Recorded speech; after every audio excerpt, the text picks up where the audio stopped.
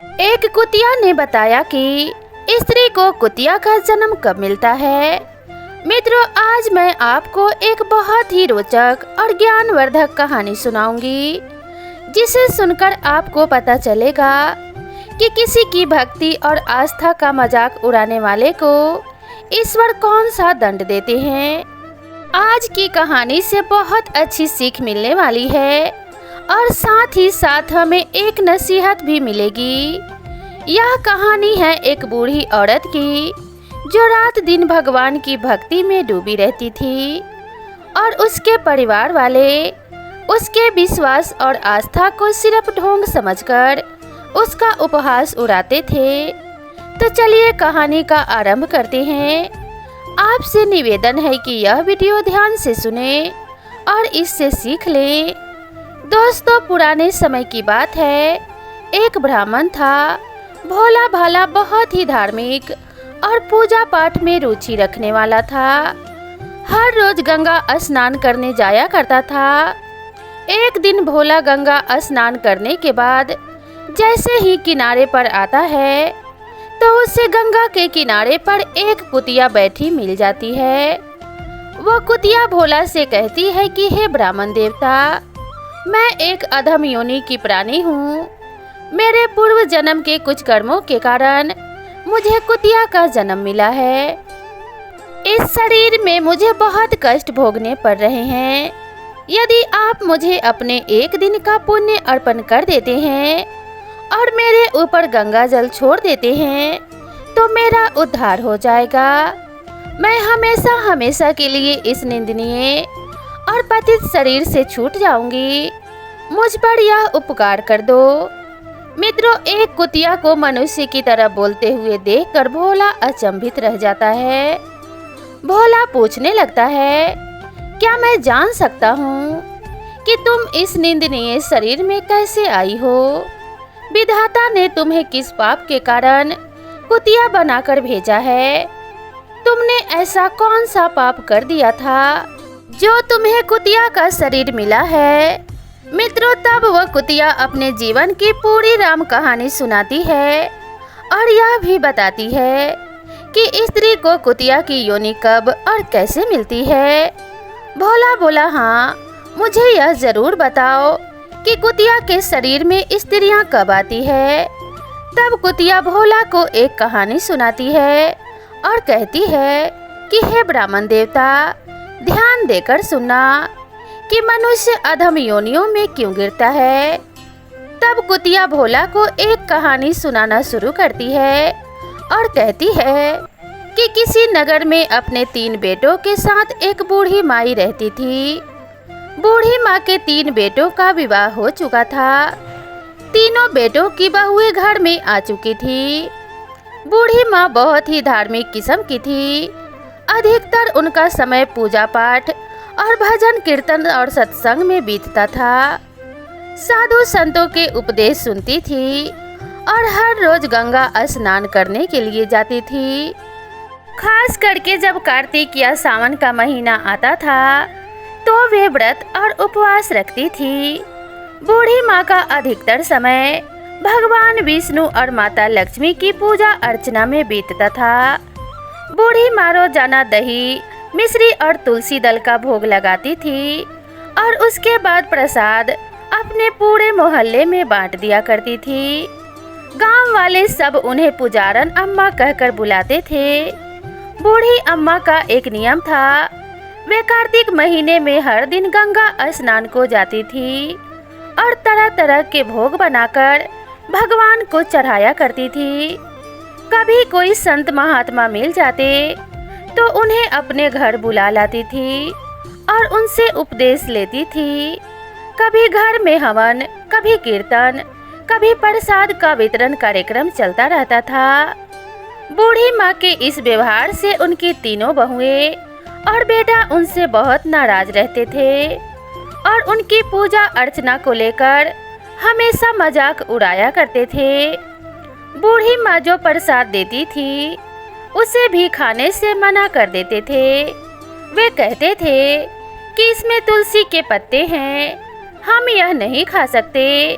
यह सब बुढ़िया दिखावा करती है। दर्शक बंधु, यह सुनकर बूढ़ी माँ बहुत दुखी होती थी, लेकिन वो चुपचाप अपनी पूजा करती रहती थी। बूढ़ी माँ के जो पति थे वह काफी दिन पहले इस संसार को छोड़कर जा चुके थे, इसलिए वह अकेली थी। उसके बेटे भी अपने पत्नियों के कहने में आकर उससे दूर दूर रहते थे। जब वह सिर्फ पूजा पाठ में अपना मन लगाती थी, लेकिन उसकी तीनों बहुओं को यह सब बहुत बुरा लगता था। वे सोचती थी कि हमारी यह सास जब देखो तब पूजा पाठ में लगी रहती है, अनाप शनाप खर्च करती रहती है, कभी पंडितों को कभी साधु संतों को बुलाती और दान पुण्य करती है, बिना मतलब के कर्म करती रहती है। अगर यह मर जाए तो कितना अच्छा हो जाए। जितना पैसा यह पूजा पाठ के नाम पर उड़ा देती है, व्यर्थ के कामों में खर्च कर देती है, उतने पैसे से हमारे शौक और मौज पूरे हो जाएंगे।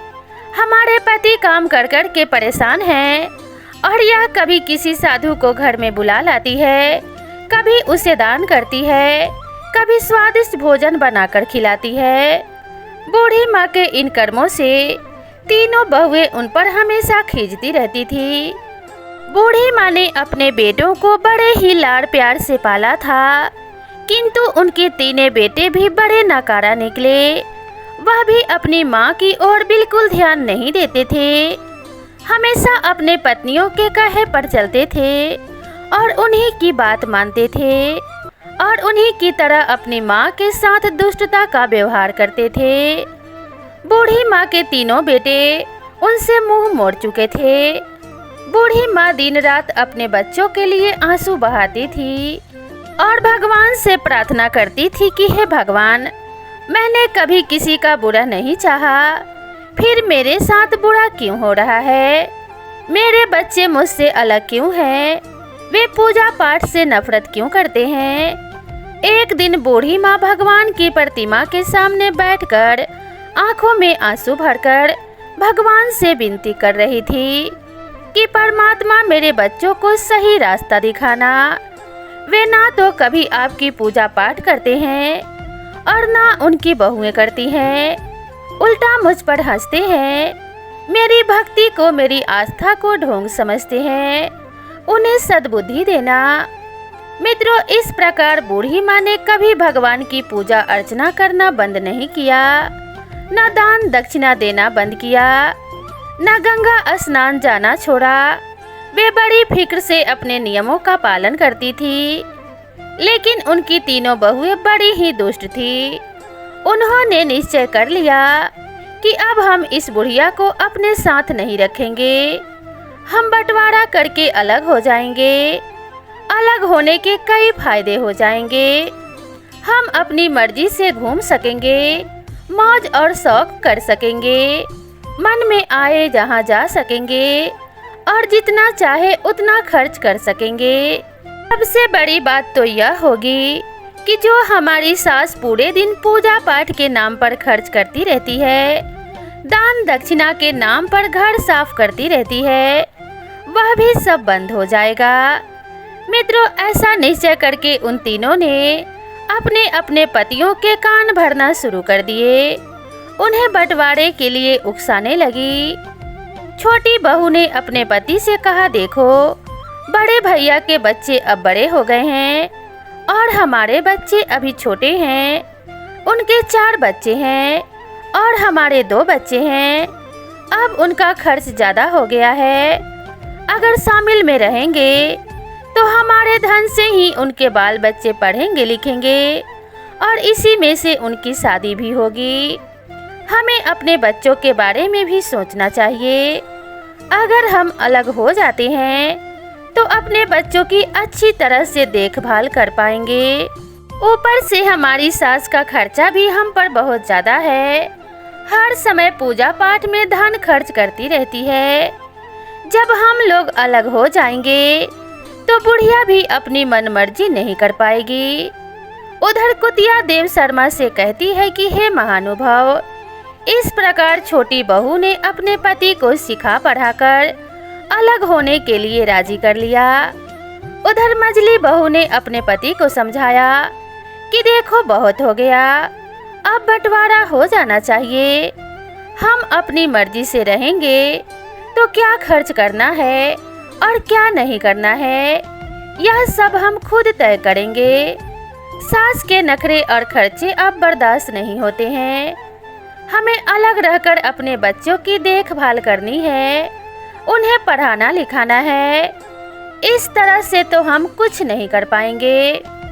मित्रों, बड़ी बहू ने भी अपने पति से यही सब बातें कही और कहकर उसे अपने सलाह में मिला लिया कि देखो पिया जी, अब हमारे बच्चे बड़े हो रहे हैं, कल को उनकी शादी ब्याह करनी है।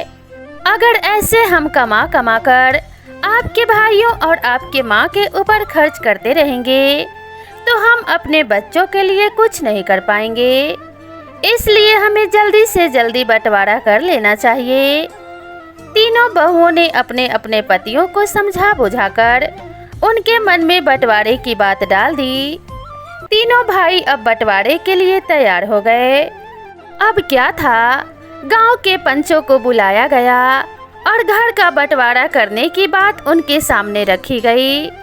तीनों बहुएं भी बंटवारे में हिस्सा लेने के लिए वहां मौजूद खड़ी थी। गांव के पंचों ने घर का सारा सामान, धन संपत्ति 4 हिस्सों में बांटकर अलग अलग कर दिया। 3 हिस्से बेटों को दे दिए और 1 हिस्सा बूढ़ी माँ को दे दिया।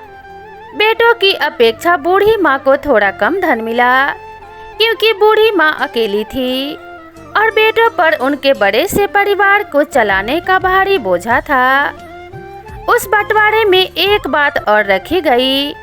पंचों ने कहा कि जो भी बुढ़िया माँ को अपने हिस्से में रखेगा उसका ख्याल रखेगा, वह बूढ़ी माँ की धन संपत्ति को भी इस्तेमाल कर सकता है, पर शर्त यह होगी कि बूढ़ी माँ को कोई दुख तकलीफ नहीं होनी चाहिए।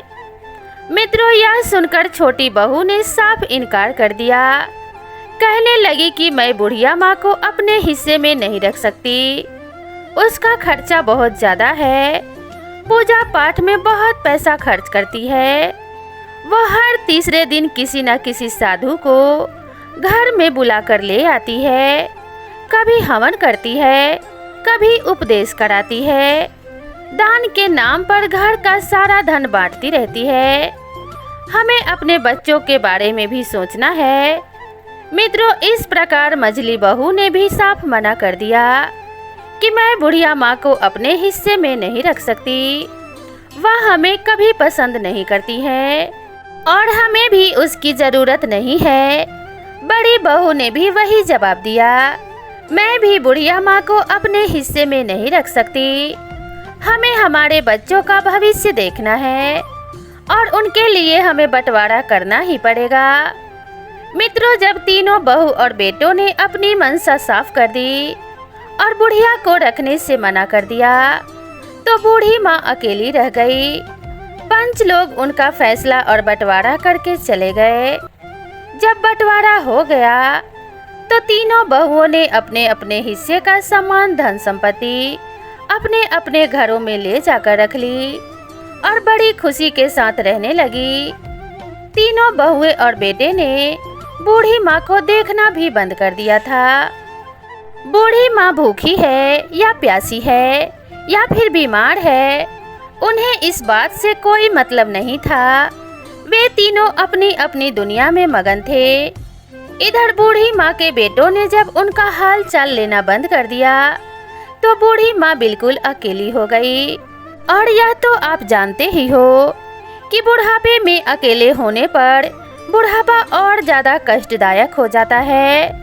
बूढ़ी माँ भगवान के आगे बैठकर प्रार्थना करती थी कि हे भगवान, ऐसी औलाद किसी को मत देना जो बुढ़ापे में अपने माँ बाप को अकेले रहने के लिए मजबूर कर दे। मित्रों, बूढ़ी माँ को उनके हिस्से में एक झोपड़ी मिली थी। वे उसी झोपड़ी में रहने लगी, पर मित्रों उन्होंने अपना पूजा पाठ तब भी नहीं छोड़ा था। अब रोजाना सुबह जल्दी उठकर गंगा स्नान करने जाती थी और भगवान विष्णु, माता लक्ष्मी की पूजा करती थी। पहले की तरह ही वे भोग बनाकर रोजाना भगवान पर चढ़ाती थी, फिर मोहल्ले और पड़ोस में जाकर बांट दिया करती थी। लेकिन बूढ़ी माँ अब बहुत अकेली हो चुकी थी। उनके तीनों बेटों ने उनसे मुख मोड़ लिया था। उसकी बहू ने उसे घर से बाहर निकाल दिया था। वो रोजाना भगवान से प्रार्थना करती थी कि हे भगवान, मुझे इस दुख से छुटकारा दिला दो, मेरे बच्चों का भला करो और उन्हें सही रास्ता दिखाओ। बूढ़ी माँ के पास में जो थोड़ा बहुत आटा और दाल चावल था, वो उसी से काम चलाती थी। सोचती थी अब मुझे अपनी जिंदगी इसी तरह गुजारनी पड़ेगी। मेरे बच्चों ने मुझे छोड़ दिया है, लेकिन मैं भगवान की भक्ति नहीं छोड़ूंगी। उसकी भक्ति में कोई कमी नहीं आने दूंगी। बूढ़ी माँ बड़ी रुचि से पहले की तरह ही भगवान की पूजा अर्चना करती थी। हर रोज तुलसी के पत्तों से भगवान का पूजन करती थी और पड़ोसियों को प्रसाद बांटती थी।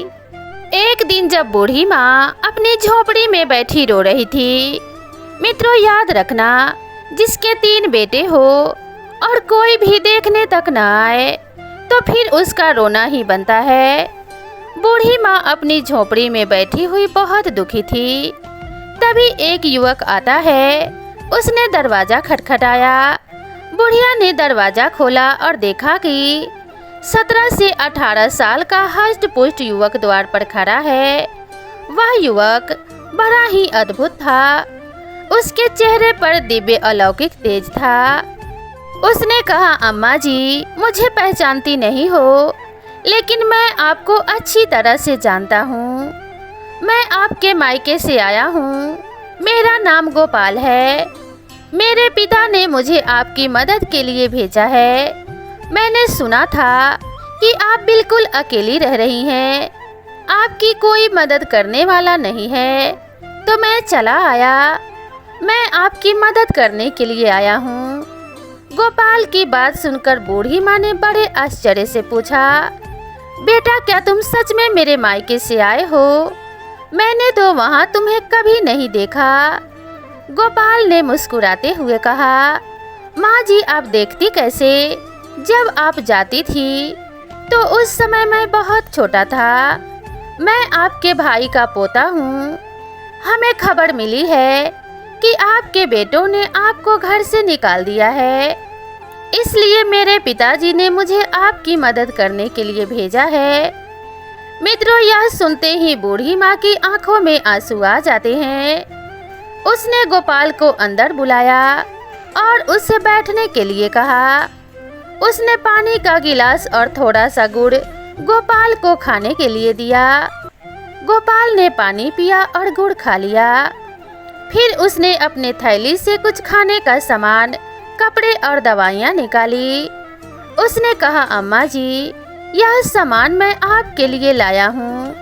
आप भूखी कभी मत रहना। हम रोज आपके यहाँ खाना पहुँचा दिया करेंगे। गोपाल ने अपने हाथों से बूढ़ी माँ को खाना खिलाया। बूढ़ी माँ ने उसे खूब आशीर्वाद दिया और कहने लगी, बेटा, तुमने मेरी पीड़ा को समझा है, मेरा अकेलापन दूर किया है। मैं भगवान से प्रार्थना करूंगी कि वे तुम्हें खूब तरक्की दे, तुम्हारे जीवन में सुख समृद्धि की कभी कमी ना हो। बूढ़ी माँ को खाना खिलाकर और उनकी सेवा करके बूढ़ी माँ से विदा लेकर गोपाल वहाँ से चला जाता है। इधर बूढ़ी माँ भगवान का लाख लाख शुक्र मनाती है कि हे प्रभु, सचमुच तुमने मेरी पीड़ा को समझ लिया। अब मैं भूखी नहीं रहूंगी। मेरी सेवा करने के लिए तुमने मेरे पास गोपाल को भेज दिया है। मेरे अपनों ने मुझे छोड़ दिया, पर तुमने मुझे मेरे मायके से गोपाल को भेज दिया। दर्शक बंधुओं, बुढ़िया माँ को रोजाना खाना मिल जाता था। वो पहले की तरह ही भोग बनाकर भगवान को चढ़ाती थी और गांव मोहल्ले में प्रसाद बांटती थी। परंतु मित्रों, उसकी तीनों बहुएं बुढ़िए की यह हरकत देख देखकर मन ही मन जलती रहती थी। बुढ़िया का सुकून और शांति उन तीनों से हजम नहीं हो रहा था। वे सोचती थी कि यह बुढ़िया आखिर कहाँ से इतना खाना ला रही है। इसके पास तो कोई कमाने वाला भी नहीं है, फिर ये इतना तंदुरुस्त कैसे होती जा रही है। तीनों बहुएं बूढ़ी माँ की सेहत देखकर बहुत जलती थी। आपस में विचार करती रहती थी कि बहन, हमने इसे इसलिए जल्दी अलग किया था ताकि यह भूखी प्यासी रहकर जल्दी मर जाए और इसके हिस्से का धन जल्दी से जल्दी हमें मिल जाए। मगर मरने की बजाय यह बुढ़िया तो मोटी तगड़ी होती जा रही है। श्रोताओं, आपको बता दें, कुछ लोग ऐसे होते हैं जो आपको सुख चैन में देखकर अपना सुख चैन नष्ट कर देते हैं। एक दिन तीनों बहुओं ने विचार किया कि हम इस बुढ़िया की झोपड़ी में जाकर इस बात का पता लगाएंगे कि यह बुढ़िया क्या खाती है और क्या करती है, इतनी तंदुरुस्त कैसे होती जा रही है। मित्रों, तीनों ने वही किया। अगले दिन जब बूढ़ी माँ गंगा स्नान के लिए चली गई तो सुबह सुबह वे तीनों बहुएं बूढ़ी माँ की झोपड़ी में जाती है और झोपड़ी में जाकर उन्होंने देखा कि बूढ़ी माँ की झोपड़ी में खाने पीने का सारा सामान मौजूद था। आटा, दाल, चावल, मिर्च, मसाला, मेवा, मिष्टान सब काफी मात्रा में वहाँ मौजूद थे। बूढ़ी माँ की झोपड़ी में यह सब देखकर वे तीनों बहुएं चौंक जाती हैं और सोचने लगी, इसलिए तो बुढ़िया बुढ़ापे में मोटी ताजी हो रही है। हम तो सोच रहे थे कि बुढ़िया भूखी ही मर जाएगी, लेकिन इसकी झोपड़ी में तो खाने पीने की सैकड़ों चीजें मौजूद है। यह इतनी चालाक निकलेगी, हमें पता नहीं था। मित्रों, वे तीनों यही सोच रही थी। इतने में बड़ी बहू बोल पड़ी, अरे अरे रुको, इस कमबख्त बुढ़िया ने यह इतना सारा सामान जरूर हमारे घर से ही चुराया होगा। हम पूरे दिन काम में लगे रहते हैं और यह हमारे घर से चोरी करके अपना घर भरती रहती है। अब इसे सबक सिखाना ही पड़ेगा। मझली बहू ने कहा, हाँ, हमें इसे मजा चखाना ही चाहिए।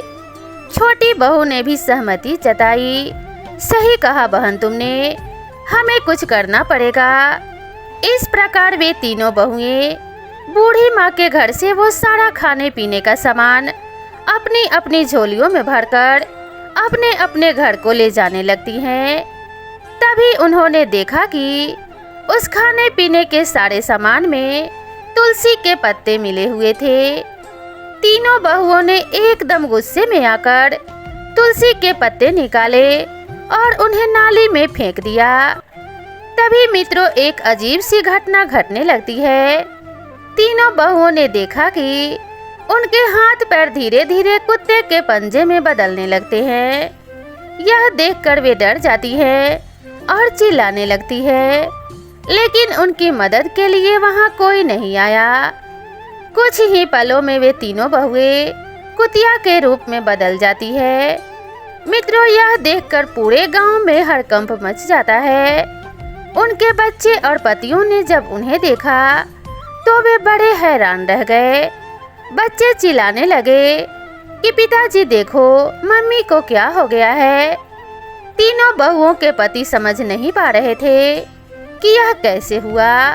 उनके पतियों और बच्चों ने कोशिश की कि इन कुतियों को घर से बाहर भगाएं, लेकिन वे घर को छोड़ने को तैयार नहीं थी।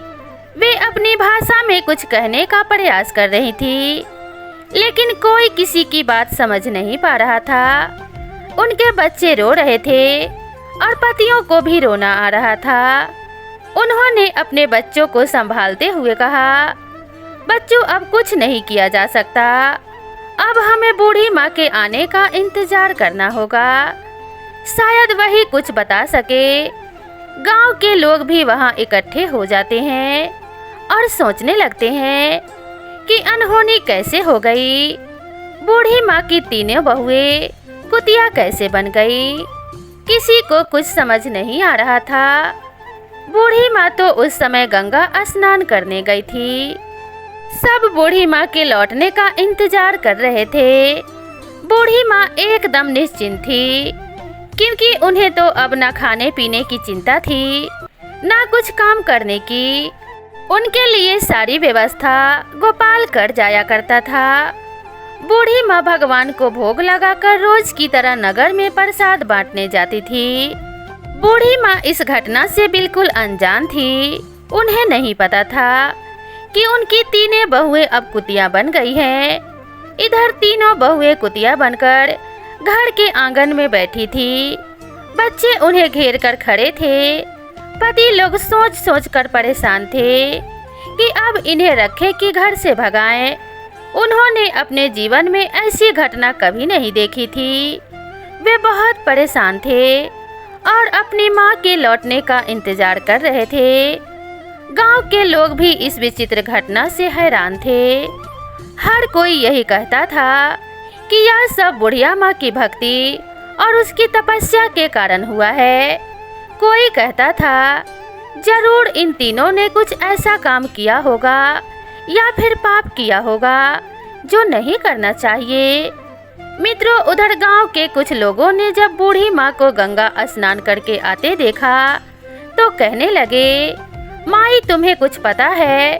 तुम्हारे घर में बड़ी ही अजीब घटना घट गई है। तुम्हारी तीनों बहुएं कुतिया बन गई हैं। बूढ़ी माँ को यह सुनकर बड़ा आश्चर्य होता है। उन्होंने सोचा कि यह कैसे हो सकता है। उसने तुरंत गंगा स्नान किया और घर की ओर लौट पड़ी। उसके दिल में बहुत सारी आशंकाएं थी। उसने भगवान से प्रार्थना की कि हे भगवान, मेरे घर की रक्षा करना और मेरे बच्चों को सही रास्ता दिखाना। जब बुढ़िया माँ घर पहुँचती है तो उसने देखा कि गांव के लोग उसके घर के सामने भीड़ लगाए खड़े थे।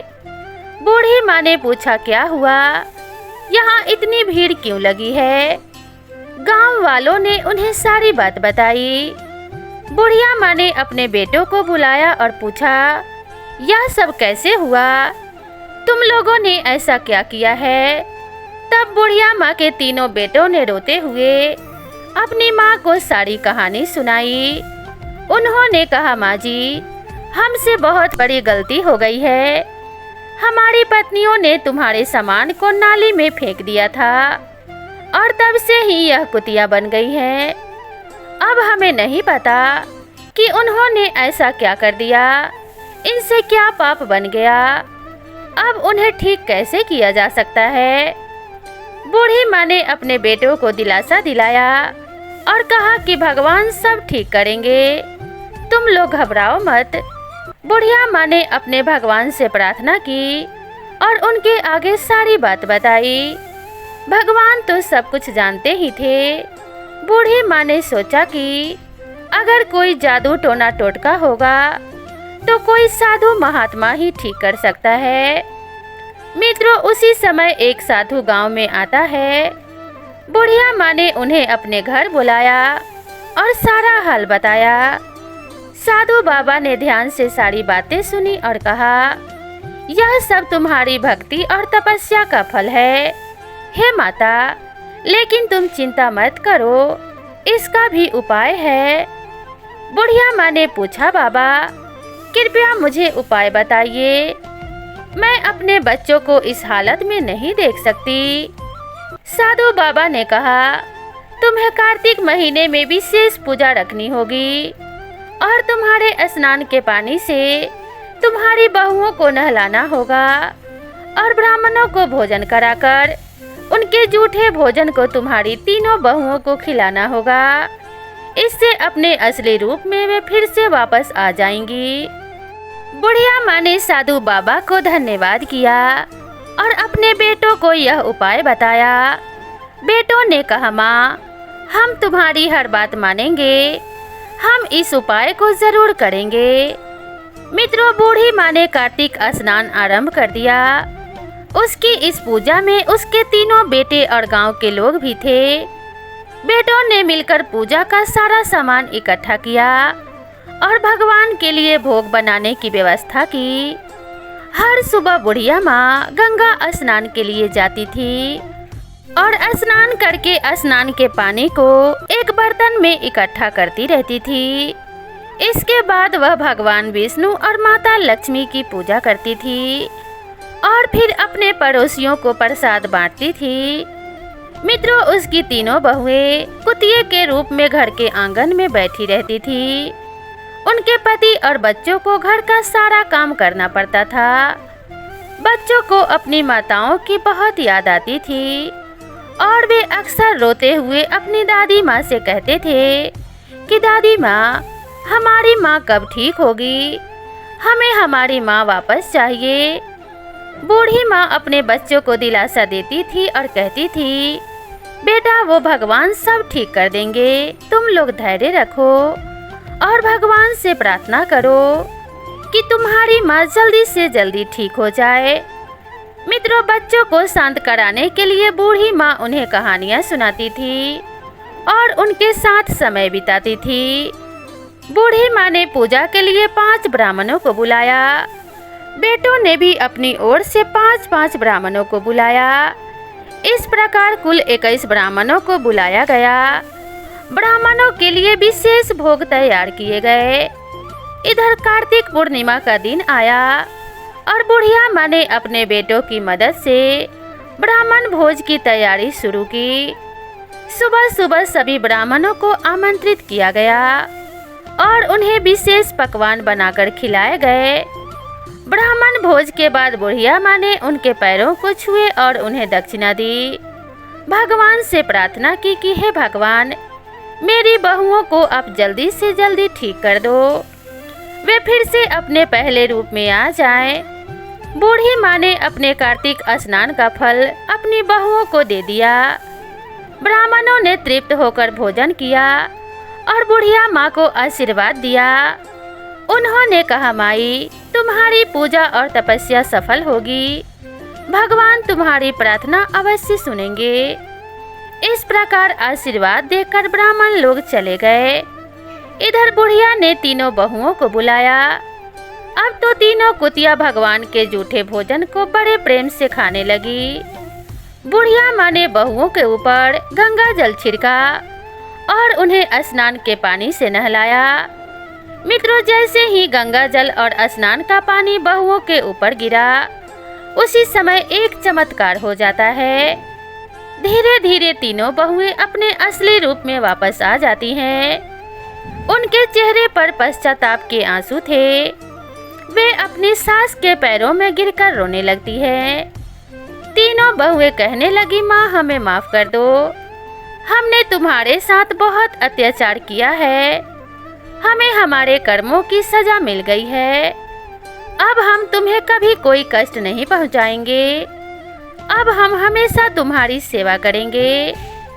बूढ़ी माँ ने उन्हें गले लगाया और कहा, बहू, भगवान ने तुम्हें माफ कर दिया है। अब तुम लोग सच्चे दिल से भगवान की भक्ति करो और अपने कर्मों को सुधारो। तीनों बहुओं ने अपनी सास से वादा किया कि अब वे हर साल कार्तिक स्नान और पूजा करेंगे, कभी भी बूढ़ी माँ का अपमान नहीं करेंगे। इस तरह पूरे परिवार ने मिलकर भगवान की पूजा की और प्रसाद बांटा। तीनों बहुएं अपने असली रूप में वापस आने के बाद अपने अपने बच्चों से मिलती हैं और अपने अपने पतियों से माफी मांगती हैं। अब वे सब नास्तिक से आस्तिक बन चुकी थी। सबने मिलकर एक पूजा रखी। उस दिन के बाद तीनों बेटों और बहुओं ने कभी अपने माँ को अलग नहीं किया। बूढ़ी माँ ने अपने बेटों और बहुओं को सिखाया कि भक्ति और सेवा का महत्व क्या होता है। हम हर साल कार्तिक स्नान करेंगे और भक्ति से जीवन जिएंगे। मझली बहू ने भी अपने माँ से कहा, माँ, हमें माफ कर दो, हमने तुम्हारे साथ बहुत गलत किया था। अब हम तुम्हारी सेवा करेंगे और तुम्हारे साथ मिलकर भगवान की पूजा करेंगे। छोटी बहू ने भी अपनी माँ से वादा किया, माँ, अब हम मिलकर रहेंगे और कोई भी तुम्हें कभी भी तकलीफ नहीं पहुँचाएगा। हम हर साल कार्तिक स्नान और पूजा करेंगे। दर्शक बंधु, बूढ़ी माँ बहुत खुश होती है और अपने बच्चों को खूब आशीर्वाद देती है। अब घर में सब मिलजुल कर रहते हैं। अगले साल कार्तिक पूर्णिमा के दिन पूरे परिवार ने मिलकर विशेष पूजा का आयोजन किया। घर को सजाया और भगवान विष्णु और माता लक्ष्मी की विशेष आराधना की गई। तीनों बहुएं सुबह उठकर गंगा स्नान के लिए जाती थी और स्नान के बाद भगवान का भोग तैयार करती थी। बूढ़ी माँ ने सभी को सिखाया कि कैसे तुलसी के पत्तों का उपयोग करना है और भगवान को भोग लगाना है। बूढ़ी माँ ने बताया कि तुलसी के पत्तों में दिव्य शक्ति होती है और भगवान को यह बहुत ही प्रिय होती है। हमें सच्चे मन से तुलसी की पूजा करनी चाहिए और तुलसी का कभी अनादर नहीं करना चाहिए। तुलसी माता भगवान को बहुत प्रिय होती हैं। सोचो, जिस तुलसी को वे अपने मस्तक पर बैठाकर रखते हैं, कीचड़ में कैसे देख सकते हैं। भगवान की कृपा से अब परिवार में सुख और समृद्धि आ चुकी थी। तीनों भाइयों का व्यापार अच्छे से चलने लगा था और घर में खुशियों का माहौल था। अब तीनों बहुएं भी अपनी सास की सेवा में लगी रहती थी और हर काम में उनकी मदद करती थी। तीनों भाइयों ने भी अपनी माँ से वादा किया कि वे अब कभी उसे अकेला नहीं छोड़ेंगे और हमेशा उसकी सेवा करेंगे। उधर कुतिया देव शर्मा को सुनाती है कि हे ब्राह्मण देव, जो इस तरह के कर्म करता है, भगवान को भोग लगाने की सामग्री अपवित्र करता है, भगवान के भक्तों का अपमान करता है, उनकी हंसी उड़ाता है, उनके पूजा पाठ करने को ढोंग समझता है, जो भगवान के भोग को नाले में गिराता है, उसे पैरों से कुचलता है, वह कुत्ता या कुतिया ही बनता है। मित्रों, इस कहानी से सीखने वाली बात यह है कि हमें कभी किसी के पूजा पाठ पर, किसी के धार्मिक होने पर टीका टिप्पणी नहीं करना चाहिए। कभी उसके किसी देवी देवता का और पूजा पाठ का अपमान नहीं करना चाहिए। दूसरी बात, माँ बाप के वृद्ध होने पर उन्हें कभी अपने से अलग नहीं करना चाहिए। भगवान पर चढ़ाई गए प्रसाद को कभी पैरों से नहीं मसलना चाहिए, वरना परमात्मा के क्रोध का भंजन बनना पड़ता है। और याद रखना, परमात्मा की लाठी ऐसी पड़ती है कि जो दिखती भी नहीं है और चोट भी बहुत पहुंचाती है। तो मित्रों, मैं उम्मीद करती हूँ यह कहानी आप सभी को ज़रूर पसंद आई होगी। तो चलिए अपनी राय कमेंट बॉक्स में भेजिए। मिलते हैं आपसे अगली कहानी में और नेक्स्ट वीडियो में। तब तक के लिए आप सभी का ढेर सारा धन्यवाद। तो मिलते हैं नेक्स्ट वीडियो में, तब तक के लिए नमस्कार।